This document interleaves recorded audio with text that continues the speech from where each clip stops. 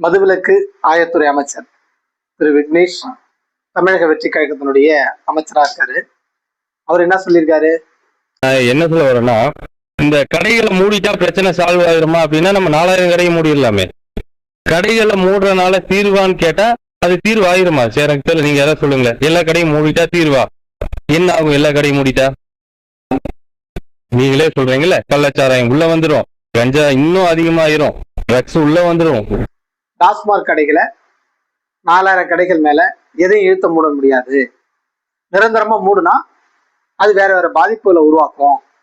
கஞ்சா வரும், கள்ளச்சாராயம் வரும், இன்னும் வேற வேற தவறுகள்லாம் நடக்கும் அப்படின்னு சொல்லி டாஸ்மாக் கடையே மூட முடியாது அப்படின்னு ஒரு ஸ்டேட்மெண்ட் தர்றாரு. நீங்க எல்லாம் பார்த்துருப்பீங்க. இதுக்கு ஒரு துறை, இதுக்கு ஒரு அமைச்சர், இது ஒரு பதிலா? வெக்கமாவே இல்லையா? இந்த அறிவிப்பை நீங்க போலீஸோ இல்ல வருவாய்த்துறைக்காரங்களோ இந்த மாதிரி எங்களால டாஸ்மாக் கடையை அதால வரக்கூடிய பிரச்சனைகளை மூடினா கஞ்சாவையோ இல்ல கள்ளச்சாராயத்தை எதுவுமே ஒழிக்க முடியாது அப்படின்னு அந்த டிபார்ட்மெண்ட் சொல்ல தயாரா? இல்ல அப்படி சொல்லி பாருங்க. இப்ப நீங்க சொல்ற பதிலு இதுக்கு முன்னாடி ஆட்சி செஞ்சாங்கல்ல திமுக இல்ல அதிமுக, இப்ப அவங்களுக்கும் உங்களுக்கு என்ன வித்தியாசம் இருக்கு? நீங்க தூய சக்தி, நீங்க இப்ப அவங்க, இப்ப நீங்க அவங்க செஞ்ச செயலை தானே நீங்களும் செய்ய வரீங்க, அதான சொல்ல வரீங்க. ஏன் இப்ப மக்கள் கொரோனா வந்தப்ப ஊரடங்குல யாரும் குடிக்காம இல்லையா? யாரும் வாழாம இல்லையா? அன்னைக்கு கள்ளச்சாராயம் இருந்துச்சா? கஞ்சா இருந்துச்சா? இல்ல அவன் இ பாஸ் வாங்கிட்டு போய் எனக்கு ஸ்பெஷலா ஏதாவது டாஸ்மாக் கடையில சரக்கு வாங்கி அடிச்சானா? என்னங்க பேசுறீங்க நீங்களா? என்ன மங்குனி அமைச்சரா நீங்க? கொரோனா காலகட்டத்துல ஜெயலலிதா இருந்த போது அப்பெல்லாம் மக்கள் 3 நாள் 1 மாசம் அப்படிலாம் கடை இல்லாத அப்ப உயிரோட வாழல.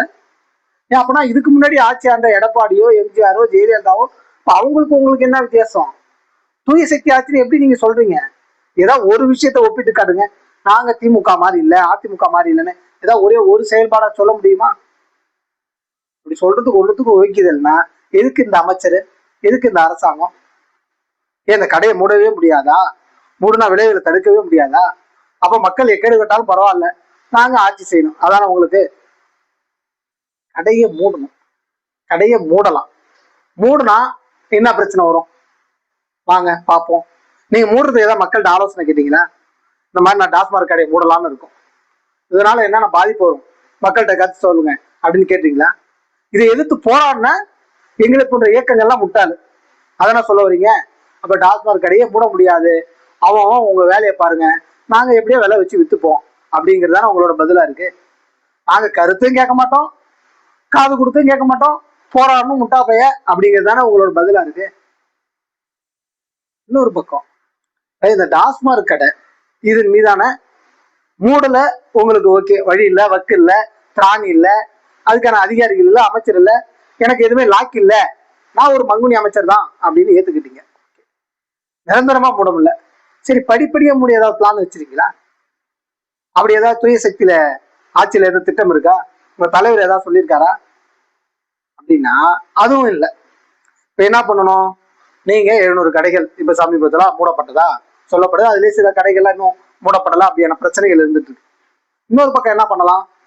ஒரு மாவட்டத்துக்கு ஒரு கடை, அதுக்கு இத்தனை மணி நேரம், 12 மணிக்கு திறக்கிறோம்னா 5 மணி தான் கடை இருக்கும் அப்படிங்கிற விதிகளை கொண்டு வர முடியுமா உங்களால?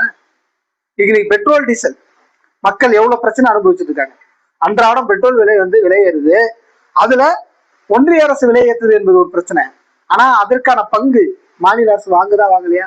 திமுக வாங்கிச்சா? அதிமுக வாங்கிச்சா? அதுக்கு முன்னாடி இருந்த கவர்மெண்ட் வாங்கிச்சா? அப்ப நீங்களும் வாங்குறீங்க, என்ன யோக்கியதை உங்களுக்கு அவங்களுக்கும்? நீங்க ஏன் வாங்குறீங்க? நான் பெட்ரோல் டீசலுக்கு விலை, அதுக்கான வரிய மாநிலத்துக்கு தராதிங்க, மோடி வாங்கினார்னா அவர் வாங்கிட்டோம் அப்படின்னு அறிவிக்க தயாரா? அதை அப்படி அறிவிச்சுட்டு இந்தாங்க கோட்டருக்கு நான் 500%, 1000% வரி போடுறேன், ஒரு 100 ml 120 ml கோட்டர் நான் 1000 ரூபாய்க்கு விற்க போறேன், அதுவும் ஒரு 5 மணி நேரம் தான் கடையில விற்க முடியும் அப்படி நான் அறிவிக்கிறேன் அப்படின்னு சொல்ல தயாரா நீங்க? எப்படி ஒன்றிய அரசு ஒரு லெக் பீஸை எடுத்து நல்லா சாப்பிட்டுட்டு எலும்பு துண்டை போட்டா எலும்பு துண்டை கவிட்டு கிடக்கிற ஒரு நாய் கூட்டம் இருக்குல்ல, அந்த மாதிரிதான் மாநிலத்துல நீங்களும் இருக்கீங்க. பெட்ரோல் விலையில 105 ரூபாயா? இந்தா நான் இவ்வளவு வரிகள் நான் எடுத்துப்பேன், உனக்கு 10 ரூபா வேணுமா ஒரு லிட்டருக்கு, இந்த லிட்டருக்கு நீ வச்சுக்க அப்படின்னு மாநிலத்துக்கு தருத சத்தம் போடாம எவ்வளவு விலை ஏறினாலும் பெட்ரோல் டீசல் கேஸ்ன்னு அனைத்தையும் வாங்கிக்கிறீங்களே, அதேதான் இங்கே நடக்குது. அப்ப நீங்க பெட்ரோல் டீசல் விலையில கமிஷன் வாங்கிக்கிட்டு மக்களை ஒட்ட சுரண்டிட்டு அவனை ஏமாத்தி தலையில அடிச்சு வெறும் துணி அவனை ஓடக்கூடிய அந்த ஏற்கனவே அந்த அரசு என்ன செஞ்சதோ அதையேதான் நீங்க செய்றீங்க. அப்ப பெட்ரோல் டீசல் வரிக்கு முழுவதும் கிடையாது அப்படின்னு அறிவிங்க. இந்தியாவிலே நீங்க தான் புனிதமான ஆட்சி, தூய ஆட்சி, சூப்பரான ஆட்சின்னு மக்கள் போட்டுட்டு ஏன் நாங்களே கூட போடுறோம், பரவாயில்ல இந்தியாவிலே எந்த அரசுமே அதை செய்யல அப்படின்னு சொல்லி. அப்ப அதை செய்யறதுக்கும் துப்பு இல்ல, விலையை குறைக்கிறதும் துப்பு இல்ல, விலை அதிகரிக்கும் துப்பு இல்ல, கடையை முழு துப்பு இல்லைன்னா அப்புறம் எதிர்க்க ஆட்சி? நீங்க கிளம்பி கடையை சாத்தி நீ போ, ஆணி புடுங்க கூட லாக் இல்லை அப்படின்னா என்ன சொல்றது? நம்ம மக்கள் நாங்க பாத்துக்கிறோம்.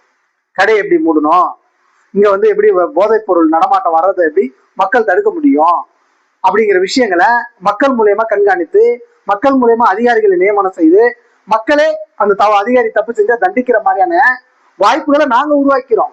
நீ ஒண்ணு எங்களுக்காக ஒண்ணு புடுங்க வேண்டாம். நீ எதுக்கு எங்கள்கிட்ட இருந்து வரி வாங்கி எங்க மேலே நீ எப்படி உட்காந்து சவாரி பண்ணலாம்னு நினைக்கிற?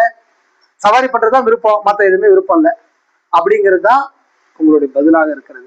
மக்களை ஏமாற்றக்கூடிய பதிலா இருக்கு. இந்த மது போராட்டங்களை எதிர்த்து போராடக்கூடிய போராளிகளை எதிர்த்த அலட்சியமான பதிலாக இருக்கிறது. ஆகையால் மக்கள் இந்த அரசை எப்படி பார்த்து கொள்வது?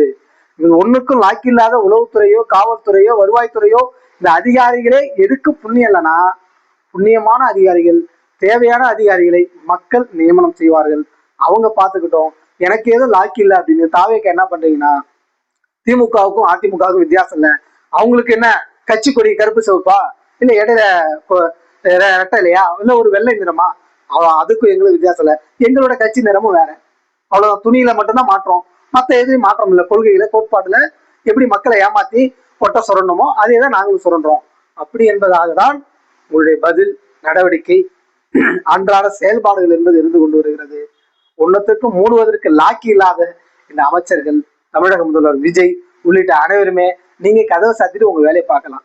நாளைக்கு ஒரு விபத்து நடந்தா கூட என்ன சொல்ல போறீங்க? நீங்க கள்ளச்சாரத்துல இறந்த எப்படி பதில் சொன்னீங்களோ அதே பதில் தானே நீங்க சொல்ல போறீங்க. அதனால எதற்கும் லாக்கி இல்லாத இந்த ஆட்சி, இந்த அதிகாரம் தேவையில்லை. மக்கள் நாம் முடிவு செய்வோம் எது சரி எது தவறு என்பதை மக்கள் நல குழுக்களை அமைப்போம். ஒவ்வொரு மாவட்டத்துல எப்படி எப்படிலாம் போதைப் பொருள் வருதோ, தவறுகள் நடக்குதோ, அதை எப்படி முறைப்படுத்துவது எப்படியோ அது அனைத்தையும் சொல்லுவோம். பாலியல் குற்றங்கள், திருட்டு, கொலை, கொள்ளை போன்ற சம்பவங்களை நாங்கள் பார்த்துக்கிறோம். மக்கள் நல குழுக்களை அமைத்து நீங்கள் கடையை சாத்திட்டு போகலாம்.